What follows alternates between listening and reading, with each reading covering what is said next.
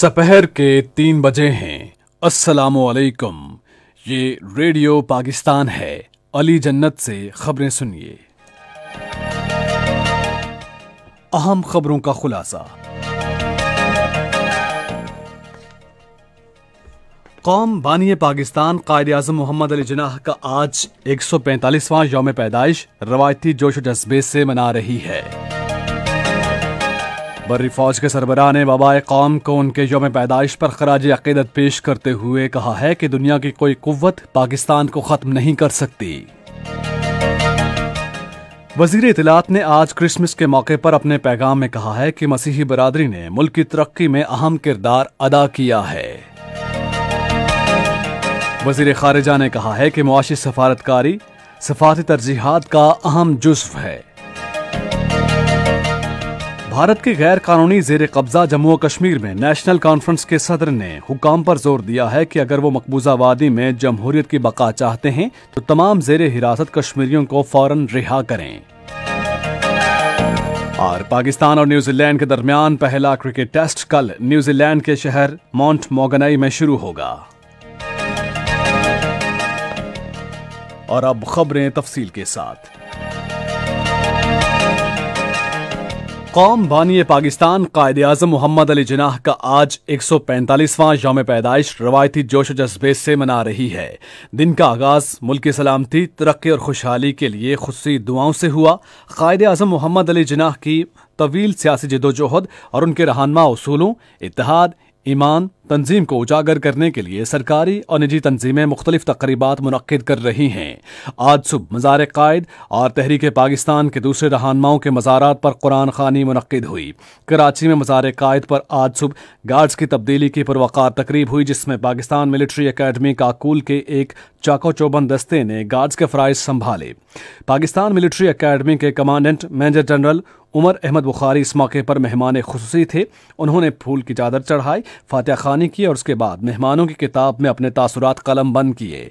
Military academy के दस्ते ने मार्च पास भी पेश किया और बाबाए कौम को सलामी दी। रेडियो पाकिस्तान और टेलीविजन चैनल पाकिस्तान के लिए कायद आज़म की जदोजहद और उनकी ज़िंदगी के मुख्तलिफ पहलुओं को उजागर करने के लिए खुसूसी प्रोग्राम नशर कर रहे हैं। सिंध के गवर्नर इमरान इस्माइल और वज़ीर आला सैयद मुराद अली शाह ने आज कायद आज़म मोहम्मद अली जिन्नाह के मज़ार पर हाज़िरी दी। उन्होंने मज़ार पर फूल चढ़ाए और फातिहा खानी की। दोनों शख्सियात ने मेहमानों की किताब में अपने तासुरात कलम बंद किए। बर्री फौज के सरबराह जनरल कमर जावेद बाजवा ने कहा है कि दुनिया की कोई कुव्वत पाकिस्तान को ख़त्म नहीं कर सकती। बानी पाकिस्तान कायद आज़म मोहम्मद अली जिन्नाह के यौम पैदाइश के मौके पर अपने पैगाम में उन्होंने कहा कि कौम कायद का यौम पैदाइश भरपूर जोश व जज्बे से मना रही है और उनकी उम्मीद, जुर्रत और एतमाद के पैगाम पर अमल पैरा होने के लिए पुरअज़्म है। बर्री फौज के सरबराह ने कहा कि ईमान, इत्तेहाद और तंजीम हमेशा हमारी अजीम कौम के लिए रहनुमा उसूल रहे हैं।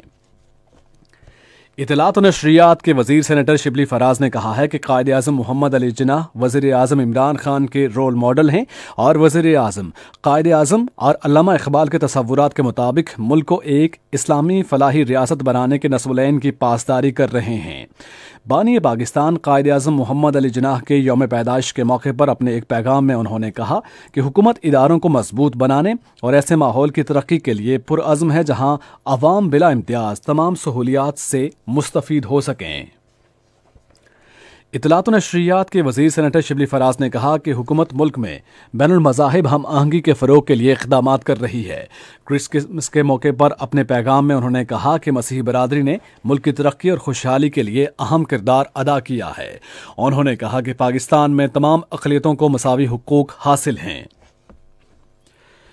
वज़ीर ख़ारिजा शाह महमूद कुरैशी ने कहा है कि पाकिस्तान में तमाम अक़लियतों को मसावी हुकूक हासिल हैं और पाकिस्तान का आइन उनके हुकूक का मुहाफ़िज़ है। क्रिसमस के मौके पर अपने पैगाम में उन्होंने कहा कि पड़ोसी मुल्क भारत में जो सेक्युलर होने का दावा करता है और इंसानी हुकूक का चैम्पियन है, अक़लियतों के साथ इम्तियाजी सलूक किया जा रहा है। उन्होंने कहा कि इंतहा पसंदी और दहशत गर्दी के चैलेंजेस पर काबू पाने के लिए बैनुल मज़ाहिब हम आहंगी को फ़रोग़ देना वक्त का तकाजा है। उन्होंने कहा कि इस्लाम अमन का मज़हब है जो हमें अक़लियतों के साथ मोहब्बत और एहतराम के साथ पेश आने का दर्स देता है। ये खबरें आप रेडियो पाकिस्तान से सुन रहे हैं।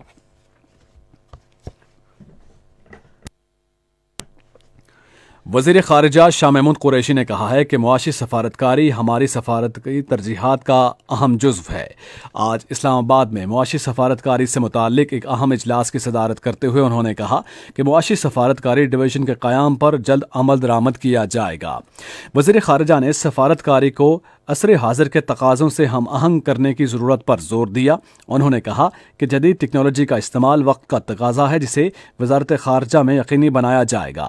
इजलास के दौरान मुआशी सफारतकारी के फ़रोग़ से मुताल्लिक मुख्तलिफ पहलू ज़ेर बहस आए।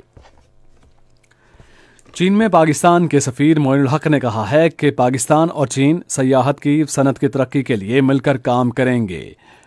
किंगडाओ बुटीक टूरिज्म प्रमोशन एसोसिएशन की नुकाब कुशाई की तकरीब में वीडियो लिंक के जरिए इजहार ख्याल करते हुए उन्होंने कहा कि इस मकसद के लिए चीन की वेबसाइट का इजरा किया गया है, जो आपके लिए जल्द दस्तयाब होगी।